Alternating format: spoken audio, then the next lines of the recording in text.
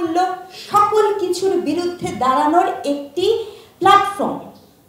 বাংলাদেশের জনগণ হাতে হাত মিলিয়ে সেখানে দাঁড়িয়েছে। যখন হাতে হাত মিলিয়ে দাঁড়িয়েছে তখন কিন্তু চিন্তা করেন নাই পাশের জন হিন্দু, বৌদ্ধ, খ্রিস্টান অথবা কোড আর কোড আদিবাসী।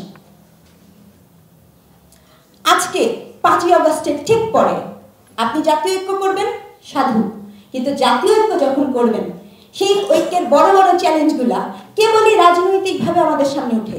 আমি তো আমার অস্তিত্বের ঐক্যই পাই না, আমি তো আমার হিন্দু সনাতন ধর্মীদের ঐক্য পাই না, আমি তো বৌদ্ধদের ঐক্য পাই না, আমি তো আদিবাসীদের ঐক্য পাই না, কারণ তাদেরকে যেভাবে নিপীড়নমূলকভাবে মারা হয়েছে সেটি বিমানবীকরণ। মানুষ হিসেবে বাঁচার জন্য যারা যুদ্ধ করছে 5ই আগস্টের পরে আপনি স্ট্যান্ড দিয়ে যেই মারুক মেরেছে, তো দেখেছেন তো ছবিগুলো, দেখেছেন তো শ্রেষ্ঠাকে কোথায় নিয়েছে সেটা। মানুষ হিসেবে আমার অধিকারী যখন খর্ব তখন ঐক্যের প্রসঙ্গ করে বড় বড় রাজনৈতিক ব্যানারে ভোটের গল্প করে জনগণের পেট কখনো ভরে না। আজকে বাংলাদেশ নিয়ে কথা বলেন, বাংলাদেশের রেমিটেন্স আসে কোথা থেকে?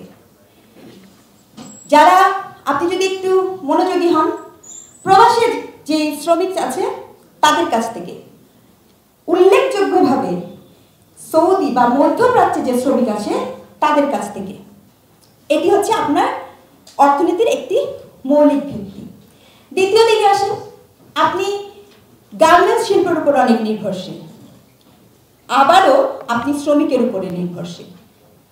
একটা প্রশ্ন করি আপনাদেরকে, বাংলাদেশে যারা মধ্যপ্রাচ্যে যায় তারা কিন্তু ভীষণ রকমের, তাদের একটা শব্দ আছে, এই শব্দটা আমি খুব প্রবলেমেটিক শব্দ মনে করি। তারা কিন্তু একটা মানে তাদের যে নিয়োগকর্তা তাকে বলে মালিক। আপনারা যদি জেনে থাকেন, রামরু রিপোর্টেও আছে, এই মালিকের সাথে যে চুক্তি হয় সৌদি আরবে, যে সে যদি তার মালিককে পছন্দ না হয় সে কিন্তু অন্য কোথাও চাকরি করতে পারে না, কোনো সুযোগ নেই তার, সে অধিকার নিয়ে কেউ কখনো কোনো কথা বলে না, এবং সে ফেরত আসে, তার অধিকার নিয়ে কোনো কথা নেই। আচ্ছা, দ্বিতীয় পর্যায়ে যাদের কথা বলছি, এবং এখানে আরেকটা দুঃখজনক কি জানেন, যারা মধ্যপ্রাচ্যে যায় তারাই কিন্তু আমাদেরকে রেমিটেন্স পাঠায়। যারা কানাডা, অস্ট্রেলিয়া, আমেরিকা যায় তারা আরো দেশের থেকে টাকাটা নিয়ে যায়, দেশের টাকাটা আরো নিয়ে যায়। গল্পটা হচ্ছে এখানে, আমি জানি ভারতের পররাষ্ট্রনীতি, ভারত বাংলাদেশের রাজনৈতিক কূটনৈতিক সম্পর্ক নিয়ে আমি ভীষণ ক্রিটিক্যাল হতে চাই, কিন্তু আমি এও বলতে চাই যে ইন্ডিয়ার রেমিটেন্সটা আসে আমেরিকা থেকে, আইটির থেকে। তাহলে এই যে গল্পটা, শ্রমিক আপনি বিদেশে দিচ্ছেন, শ্রমিক আপনি দেশে শ্রমিকের উপর নির্ভরশীল, কিন্তু আপনার দেশে শ্রমিকের অধিকার নাই কেন? আপনার দেশে শ্রমিকের অধিকার নাই কেন? যেখানে আপনার পুরো অর্থনীতির চাকা মানদণ্ড বসে আছে শ্রমিকের উপরে, আপনি ঐক্যে পৌঁছাবেন। কোথায় লেখা আছে? কে বলেছে আমি শ্রমিকদের অধিকার নিশ্চিত করব? ঐক্যের আন্দোলনে শ্রমিকের প্রতিনিধিত্বকারী কোথায়? আপনি গণতন্ত্র রক্ষার আন্দোলন করেছিলাম, আমরা গণতন্ত্র রক্ষার আন্দোলনে নেমেছিলাম, আমরা কোনো পপুলিজমের আন্দোলনে নামি নাই যে এটা পপুলার তো আমি এখন এটাই শুনে ফেলবো। আমরা গণতন্ত্র রক্ষার আন্দোলনে নেমেছি। গণতন্ত্রের মানে কি? গণতন্ত্রের মানে কি এই যে আমার পেশির অনেক শক্তি, তো আমার অনেক মানুষ আছে, তো আমার কথাই সহি না। গণতন্ত্র মানে যে আপনার ভীষণ রকমের দুর্বল প্রান্তিক তারও কথা বলার অধিকার নিশ্চিত করা। সেই গণতন্ত্র আপনি যদি নিশ্চিত না করতে পারেন তাহলে আপনি কিসের ঐক্য বোঝাবেন? ঐক্যটা আসলে কিসের? জাতির ঐক্য তৈরি হয় কমন গ্রাউন্ড থেকে। আগামবেন, জর্জিও আগামবেন, হোমোসেকার, তার একটা কনসেপ্ট আছে। আপনি যেখানে মানুষকে মানুষই হতে দিচ্ছেন না, মানুষের মৌলিক মানবিক অধিকার সেটা দিচ্ছেন না, সেখানে ঐক্যের প্রসঙ্গ করে এই যে কাট অফ করার রাজনীতি, সাইডলাইন করার রাজনীতি, সেটিকে প্রশ্নবিদ্ধ না করে কোনো জাতীয় ঐক্য গঠন করা যেতে পারে না। এটিকে প্রশ্নবিদ্ধ করতেই হবে আপনাকে। আপনি বাংলাদেশে যেই মুহূর্তে অবস্থান করছেন, ঠিক সর্বশেষ সেন্সাস অনুযায়ী বাংলাদেশের নারী এবং পুরুষের ওই ইস্যুতে আনুপাতিক হারে নারী তো এগিয়ে। আমার দুঃখ নিয়ে বলতে হচ্ছে, জাতীয় ঐক্যের যে ছবিটি আমরা সামাজিক যোগাযোগ মাধ্যমে দেখেছি, সেখানে কেবলমাত্র 2 জন নারী পেলেন। রাজনৈতিক দল নাই? তারা কোথায় ছিল? মঞ্চগুলো কেন আপনাদের এরকম হয়ে গেছে? এবং খুব ক্রিটিক্যাল প্রশ্ন করলে একটা উত্তর আছে। উত্তরটা কি জানেন? উত্তরটা হচ্ছে কাউকে তো পাই না। আমরা কিভাবে পাই? আমরা কিভাবে পাই আর আপনারা কিভাবে পান না? তার মানে আপনার দেখার চোখের মধ্যে, আপনার নরমালাইজেশনের মধ্যে আমরা ঢুকে গেছি। আপনি মনে করছেন এদের অনুপস্থিতিটাই ভীষণভাবে নরমাল। এই নরমালাইজেশন থেকে আপনাকে বের হতে হবে। আপনি প্রান্তিক জনগোষ্ঠীকে যদি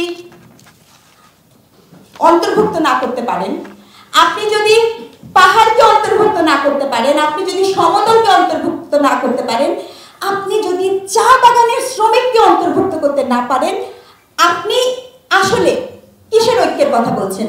শুনতে তিতা হলেও আসলে আপনি ক্ষমতায় যাওয়ার ঐক্যের কথা বলছেন। আপনার মূল ঐক্যের জায়গা হচ্ছে, চলো ভাই, রাজার আসনটা, সিংহাসনটা আমার চাই। তোরা যে যা বলিস ভাই, আমার সোনার হরিণ চাই। তো ওই সোনার হরিণের পেছনে যখন ছুটেন আর সেই ঐক্যের গল্প যখন বলেন, চ্যালেঞ্জটা, সংকটটা ঠিক ওখানেই তৈরি হয়। অবশ্যই নতুন রাজনৈতিক দল একটা কেন, আরো 5টা আসা উচিত। এ বিষয়ে আমার কোনো দ্বিমত নেই, অবশ্যই আসা উচিত।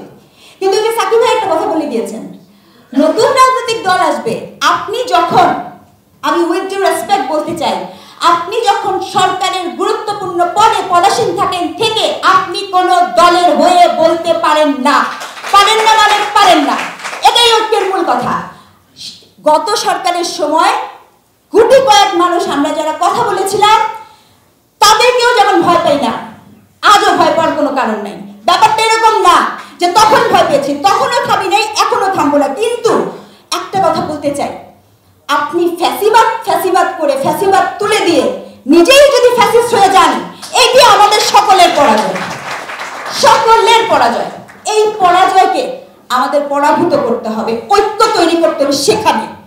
ঐক্য যদি করতে হয় তাহলে ঐক্য তৈরি করতে হবে সেখানে। গত সরকারের সময় যার দাড়ি টুপি ছিল, হিজাব নিকাব করতো, তাদেরকে শিবির ট্যাগ দেওয়া হতো, সাইডলাইনে করা হতো। এই ট্যাগিং রাজনীতি নিয়ে বহুবার আমরা ক্রিটিক্যাল হয়েছি। 5ই আগস্টের পরে এখন পাল্টা যদি আপনি ট্যাগ দেন অমুকে শাহবাগী, অমুকে আফসোস লীগ, হোয়াট ইজ দিস?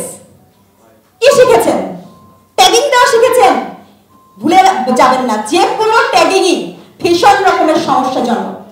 হক কথা, উচিত কথা বলার জন্য কোনো ট্যাগ লাগে না। উচিত কথা, হক কথা বলার জন্য সাহস লাগে, শক্তি লাগে আর জ্ঞান লাগে। এটাই হোক ঐক্য, শুধু এতটুকুই হোক ঐক্য। সবাইকে ধন্যবাদ।